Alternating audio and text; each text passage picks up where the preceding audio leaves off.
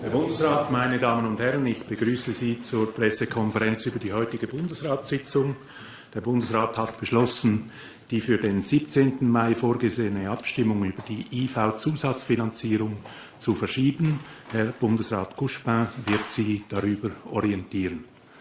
Kommuniqué haben Sie meines Wissens über die heutigen Beschlüsse praktisch alle erhalten. Haben Sie Fragen? Ja, Frau Bundi. Ja, aus aktuellem Anlass zu den Boni hat der Bundesrat heute über die Boni gesprochen, Ja. respektiv ist der Bundesrat schon von der FINMA informiert worden, wie das vorgesehen ist, Ja. über den Grundsatzentscheid. Der Bundesrat hat sich auch über das Problem der Boni heute ausgesprochen. Er versteht die Emotionen und Reaktionen, die angesichts dieser Nachricht geäußert wurden. Der Bundesrat spricht aber nicht von Boni, sondern von variablen Lohnkosten. Er ist darüber informiert worden, dass diese im Fall der UBS um 80% gegenüber dem Vorjahr gesenkt worden sind und dass 1,3 Milliarden der ausbezahlten variablen Lohnanteile vertraglich gebunden sind. Er vertraut darauf, dass hier die FINMA zusammen mit der UBS eine adäquate Lösung finden wird, über welche die UBS ja erst noch informieren wird. Weitere Fragen? Ja, Frau Bundi. In dem Fall erlaube ich mir die Anschlussfrage an einen Bundesrat, der da präsent ist. Offenbar gibt es zwischen den Zahlen, die bisher herumschwirrten, diesen 2,5 Milliarden und den vertraglich zugesicherten eine Differenz. Sind Sie der Auffassung, dass nur diese vertraglich zugesicherten variablen Anteile... Je vous remercie de me charger de gérer l'UBS. Ce n'est pas mon activité. L'UBS communiquera avec la FINMA sur ces problèmes. Weitere Fragen? Ja, bitte, Herr Ramsayer. Ja, sind die Rambolinos, die Frau Galmirei mit Schiffen nach Somalia schicken will, sind die inzwischen in den See gestochen oder wird da immer noch ein Briefing statt? Nein, darüber kein Thema heute. Kein Thema. Signore Piazza. Hat der Bundesrat über eine Stellungnahme diskutiert, über den Bericht der GPDL über den Fall Tinner? Die Stellungnahme kommt meines Wissens, Juni ist der Termin, dann wird der Bundesrat seine Stellungnahme abgeben. Entschuldigung, habe nicht verstanden, wann? Juni, ich glaube, 30. Juni. Juni. Keine weiteren Fragen? Bitte, Herr Bundesrat Couchepin. Monsieur le Vice-Chancelier, Mesdames, Messieurs, comme vient de le dire le Vice-Chancelier, le Conseil fédéral a décidé ce matin de reporter la votation de l'arrêté fédéral relatif au financement additionnel de l'assurance invalidité du 17 mai 2009 au 27 septembre 2009. Le Conseil fédéral veut ainsi donner la possibilité au Parlement, s'il le souhaite, de modifier son arrêté. Je vous rappelle les événements. Le Parlement a adopté cet arrêté fédéral par 126 voix contre 58 et 4 abstentions le 13 juin 2008. Cet arrêté n'était pas celui que le Conseil fédéral avait proposé dans son message il y a 3 ou 4 ans, mais c'est une bonne solution à laquelle nous nous sommes ralliés et nous sommes en faveur de cette solution qui comporte deux éléments. Tout d'abord, l'augmentation de la taxe sur la valeur ajoutée de 0,4% pendant 7 ans, et puis ensuite une séparation de l'AI du fonds AVS. Je répète, nous sommes partisans de cette solution. L'AI doit être assainie et c'est une bonne solution que nous soutenons. Le problème qui se pose est que dans l'arrêté voté par le Parlement, il y a la date d'entrée en vigueur de cette augmentation au 1er janvier 2010. Et durant ces dernières semaines, un certain nombre de voix se sont élevées, soit dans l'opinion publique, soit au Parlement, pour dire qu'il faut réfléchir encore une fois si c'est juste en période de difficultés conjoncturelles d'augmenter la TVA. Est-ce qu'il n'y aurait pas lieu de repousser d'une année ou deux l'entrée en vigueur de cette augmentation de la TVA? Je ne citerai pas toutes les hautes personnalités appartenant à tous les courants politiques qui sont exprimés, parfois d'ailleurs de manière contradictoire, un jour ou deux après, mais enfin, il y a toute une série de personnalités politiques qui ont une importance dans ce pays, qui ont émis des doutes, ont fait valoir leurs états d'âme ou différentes émotions. Il y a aussi des organisations économiques qui disent « nous sommes fondamentalement pour cette solution, mais peut-être faudrait-il réfléchir à des solutions alternatives dans la situation actuelle ». Alors, le Conseil fédéral ne veut pas mener une bataille sans alliés. Et pour être sûr d'avoir des alliés, il faut montrer un peu de souplesse. Nous sommes pour la solution du Parlement, mais nous sommes prêts, si le Parlement, dans un élan d'unanimité très remarquable, décidait à la session de mars de modifier quelque chose dans cet arrêté. Notre obligation légale, c'est de fixer la date de la votation 4 mois avant la votation. C'est donc au mois de mai qu'il faut décider définitivement sur la base de ce que l'on a entendu durant la session de mars, si la votation a lieu en septembre. Nous prenons acte que tous ceux qui sont exprimés pour faire valoir leurs états d'âme étaient en faveur de la solution du Parlement. Et nous approuvons cette solution du Parlement, nous pensons qu'elle est absolument indispensable, c'est nécessaire pour assainir l'AI, il n'y a pas sur ce point de discussion et pour nous, la meilleure solution, c'est l'entrée en vigueur au 1er janvier 2010 d'une augmentation de 0,4%. Là-dessus, il n'y a pas d'hésitation.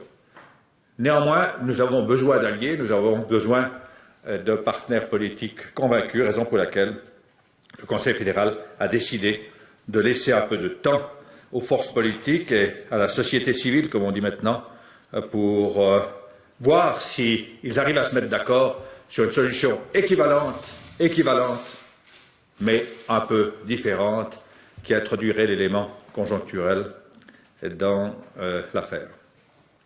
Je rappelle que l'assainissement de l'AI est en cours.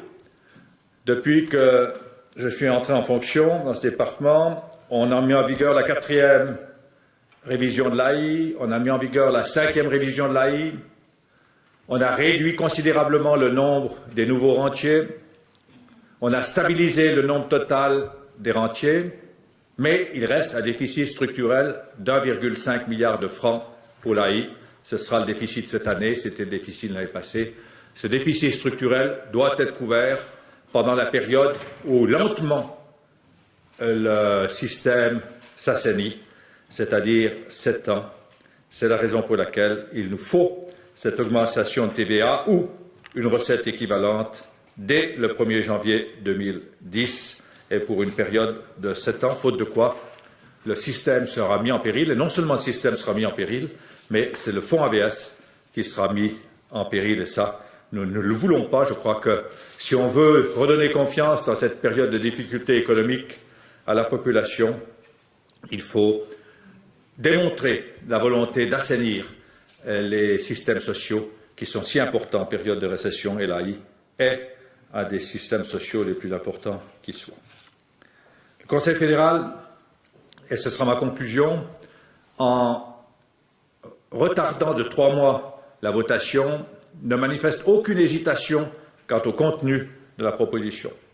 C'est une bonne proposition, mais pour qu'elle passe devant le peuple, il faut qu'il y ait les appuis nécessaires et, vu les états d'âme, encore une fois, manifestés par certains, il faut qu'on puisse clarifier ça pendant la session de mars et ensuite décider tous unis pour faire passer cette proposition, qui n'est pas une proposition facile à passer, mais qui est indispensable si on veut donner confiance à la population dans les systèmes sociaux. Vielen Dank, Herr Bundesrat Buschbein. Haben Sie Fragen, meine Damen und Herren? Bitte, Herr Bader. Also wenn ich Sie richtig verstehe, stellt der Bundesrat selber keinen Änderungsantrag dem Parlament. Keine Änderung. Es wurden ja aber verschiedene Varianten diskutiert. Gibt es Varianten, die für den Bundesrat in Frage kommen und andere nicht? Für die Kompensation beispielsweise. Nous n'avons pas fait de proposition parce que nous considérons cette proposition comme bonne. Et si le Parlement, qui a ses compétences, se met d'accord pour une proposition équivalente et alternative, on jugera en fonction de la qualité de cette proposition. Mais nous jugeons cette solution comme bonne. Bitte, Herr Meider. Hat der Bundesrat auch über Alternativen nachgedacht, die mit diesem Abstimmungstermin möglich gewesen wäre? Wenn ich das richtig sehe, steht ja in der Verfassung ein Maximalsatz der Mehrwertsteuer. Also hätte der Bundesrat auch sagen können, wir schreiben jetzt einmal diesen Maximalsatz in die Bundesverfassung, machen ihn aber erst in 2 Jahren, schöpfen wir das aus. Toutes ces propositions que vous citez sont des propositions qui retardent l'entrée en vigueur de la TVA et qui sont très aléatoires. C'est pour ça que le Conseil fédéral dit non. Il y a là une proposition qui est une bonne proposition, qui est nécessaire, qui est souhaitable. Tant qu'il n'y a pas du solide, nous ne voulons pas faire des plans sur la comète, comme on dit en français. Nous ne voulons pas faire des plans théoriques. Il y a une décision du Parlement qui est bonne. Nous soutenons ça aussi longtemps qu'il n'y a pas de décision alternative. Et au mois de mai, s'il n'y a pas de décision alternative, au moins dans une chambre, la votation sera définitivement fixée au mois de septembre.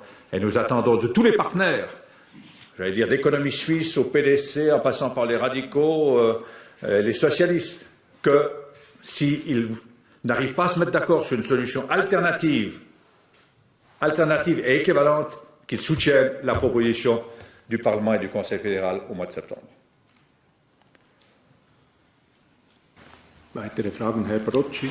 Wäre es denn für den Bundesrat eine Option, für 1-2 Jahre diesen Mehrwertsteuerbetrag aus allgemeinen Bundesmitteln zu finanzieren, eben um keine Erhöhung zu haben der Mehrwertsteuer? Ça pose un tas de problèmes, ce genre de choses, qu'il faut aborder. C'est si vous prenez dans la caisse publique des montants supplémentaires, est-ce que c'est soumis au Schuldenbremse? Et dans ce cas-là, vous devez réduire 1,5 milliard de dépenses dans tous les départements. Impossible. Donc, encore une fois, cette solution est la meilleure, mais nous ne voulons pas être ch'tour, nous ne voulons pas être bloqués si le Parlement, au mois de mars, trouve une solution meilleure, équivalente, disons pas meilleure, au moins il n'y en a point, équivalente. Alors, on est d'accord. Mais on attend du Parlement que s'il ne trouve pas une solution, qu'il se regroupe et qu'il se bat en faveur de cette position au mois de septembre. Monsieur le Conseil fédéral, est-ce que vous allez vous battre personnellement pour ce projet, pour un oui du peuple, même si maintenant c'est repoussé, la votation est repoussée en septembre? Oui. Autre question? Monsieur Millet.